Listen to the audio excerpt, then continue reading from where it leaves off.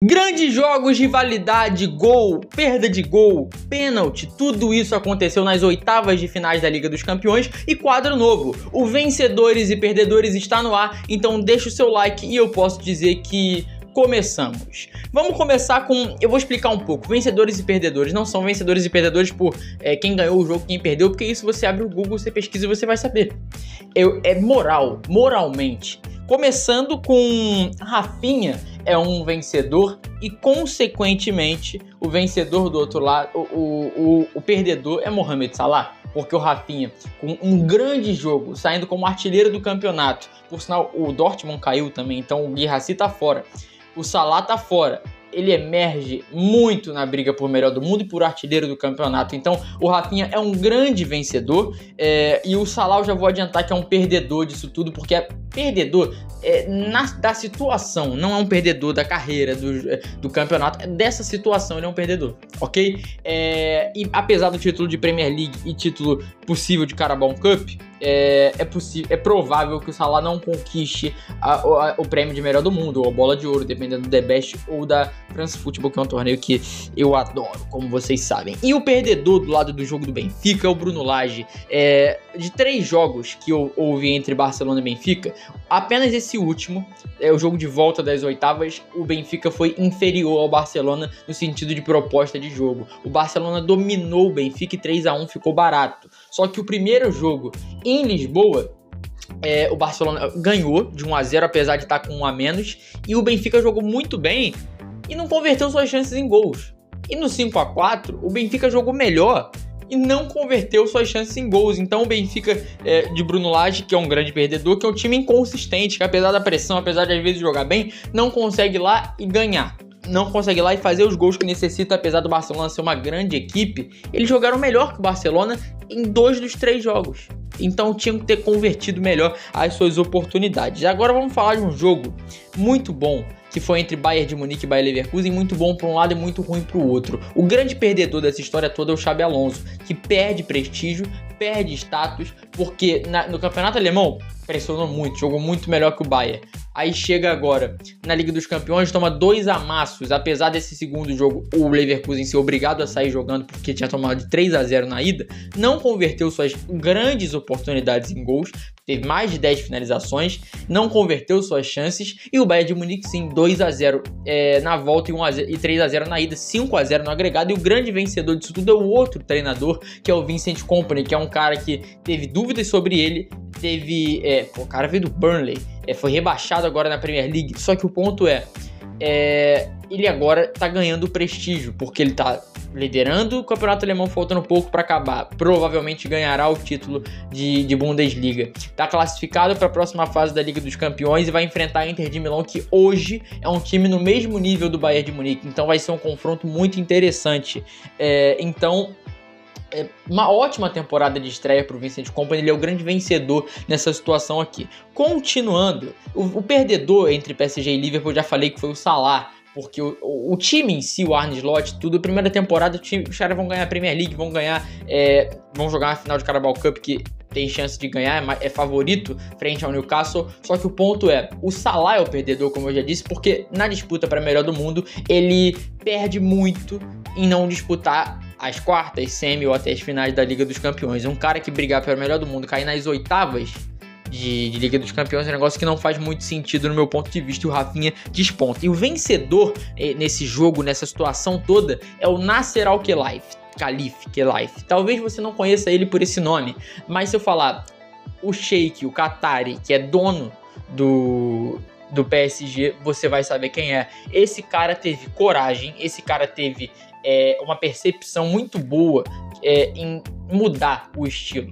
Não vamos mais contratar estrelas, montar um time Frankenstein, que a gente bota um cara muito bom no lado, um cara muito bom no outro, um cara muito bom no meio campo, só que que não combinam. Eles estão jogando juntos porque eles valem muito, eles são bons e eu tenho dinheiro para contratar, mas eles não combinam. E isso tudo mudou com a chegada do Luiz Henrique, apesar de ainda ter o Mbappé na equipe, que jogou bem. Por sinal, eles poderiam facilmente ter passado do Dortmund e chegado às finais da Liga dos Campeões. No primeiro ano quase deu muito certo esse projeto, e esse ano, até o momento, estão invictos no campeonato francês. Ninguém foi campeão invicto do campeonato francês e eles estão fazendo uma campanha fortíssima para atingir isso, e passaram do Liverpool, atual líder de Premier League, e muito provável, 99% de chance de ser o campeão, e foi lá, o PSG passou.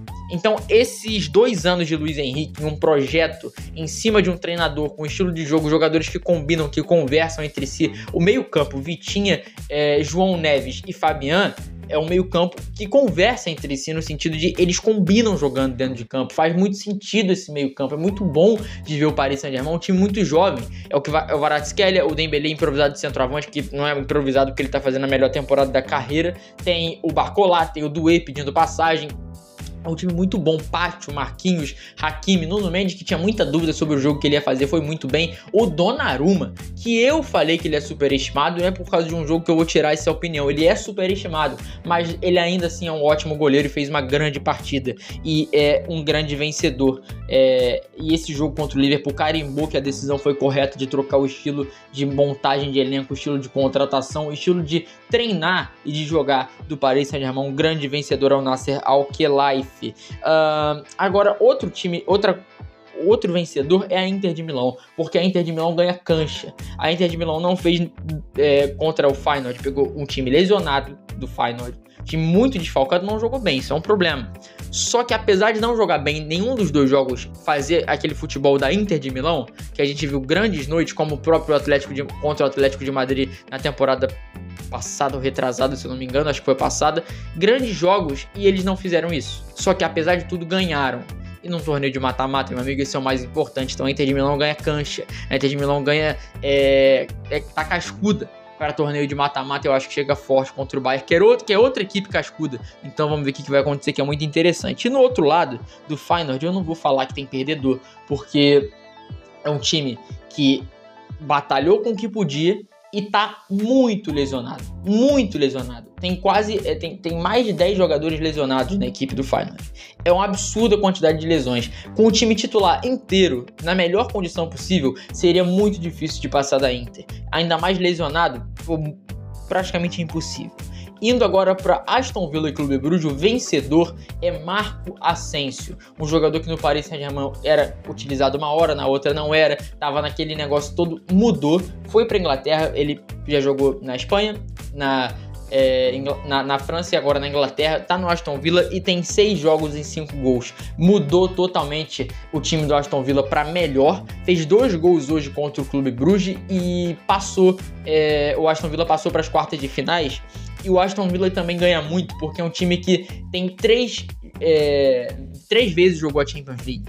Uma vez ele foi campeão, a outra caiu nas quartas de finais e agora tá nas quartas de finais de novo. Então é um time que quando joga a Liga dos Campeões, no mínimo quartas de finais, faz boas campanhas. Então mantém a tradição do Aston Villa e Marco Asensio é muito culpado nisso, nessa classificação maravilhosa do Aston Villa, que não teve dificuldade para vencer o Bruges, que não tem perdedores, porque é uma equipe que fez o que pôde, fez um grande jogo, um jogo histórico, ida e volta contra a Atalanta, merecendo se classificar, e eu não consigo culpar e falar que tem perdedores no Clube Bruges. Vencedor entre Borussia Dortmund e Lille, eu poderia falar treinador, jogador, mas eu vou falar o time todo. O Borussia Dortmund se prova um time cascudo, que chega em mata-mata e ganha jogos. Ano passado chegou numa final que ninguém esperava. Esse ano numa temporada patética em Bundesliga, tá fazendo uma boa Champions League. E apesar disso tudo, não jogou bem contra o Lille, mas ganhou. Isso é importante no mata-mata e o Borussia Dortmund parece ter, apesar de uma temporada ruim. E o Lille tem perdedor, mas no sentido é o time também, porque é um bom time do Lille. às vezes bate campeão francês, como já aconteceu uma vez, às vezes chega bem numa Champions League, mas é um time que não consegue mais que isso, e é provável que não repita um bom time assim no ano que vem e nos outros anos. É de vez em quando que eles acham um time que faz um bom ano, e o ponto é, eles não iam ganhar a Champions, eles não iam longe, mas era um time capaz de chegar às quartas de finais, e essa equipe não chegou.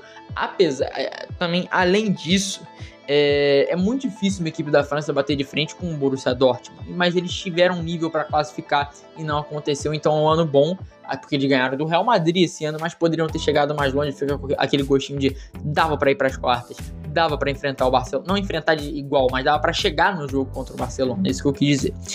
Outro vencedor nessa história toda se chama Mikel Arteta, que não teve apoio em contratação, não teve nada disso, pegou um PSV sem centroavante com o Merino, meio campo central improvisado de centroavante, meteu 7-1 no primeiro jogo, e o segundo jogo foi um jogo até mais acirrado, mas eu acho que o Arsenal meio que tirou o pé, porque 7-1 no primeiro jogo, e conseguiu a classificação de forma fácil. O Arteta ganha moral, o Arteta ganha aura, e o Arteta cada vez ganha mais apoio da torcida.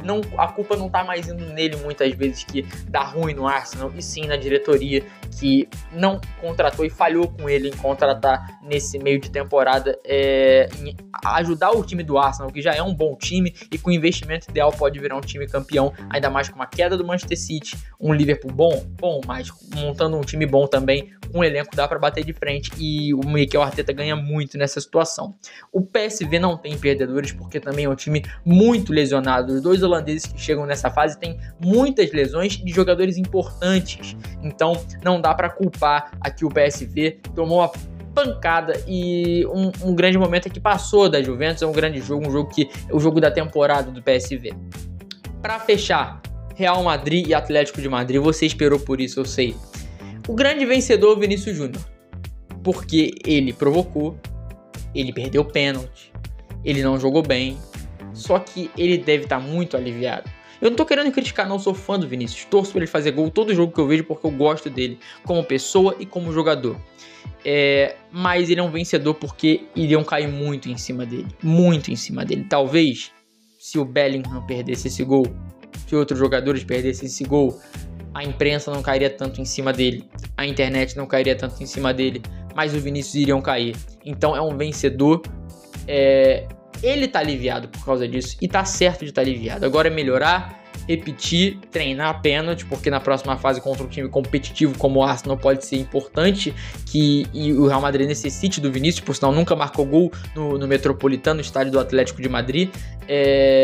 Então é um grande vencedor pelo alívio de uma pressão, de um julgamento que ele teria caso o Real Madrid não tivesse se classificado para a próxima fase, para as quartas de finais. E o grande perdedor é o Atlético de Madrid em si. Tudo que engloba, os jogadores, o torcedor, o treinador, tudo, porque esse time talvez seja o melhor Atlético de Madrid de todos os tempos, em sentido de elenco. Griezmann, Álvares, Depou, um bom time, um ótimo time.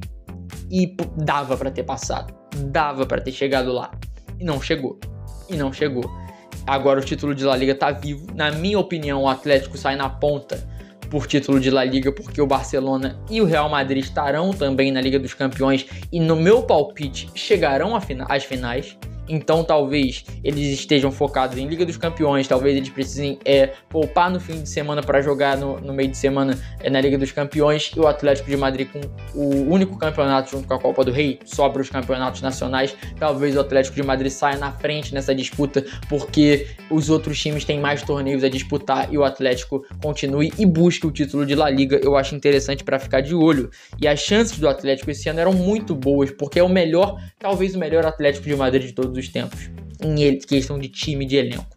É uma ótima equipe, muito bem treinada, sabe o que faz em campo, pressiona alto, muito bem, sabe sofrer, sabe ter a bola e sabe não ter a bola. Então é uma equipe muito bem preparada, muito bem preparada. O Simeone é um baita de um treinador, e todo mundo queria ter um Cholo Simeone pro seu time. É um baita de um treinador. Por favor, se inscreva no canal. 98% das pessoas que assistem esse canal não se inscrevem, então dá essa moral pra mim, por favor.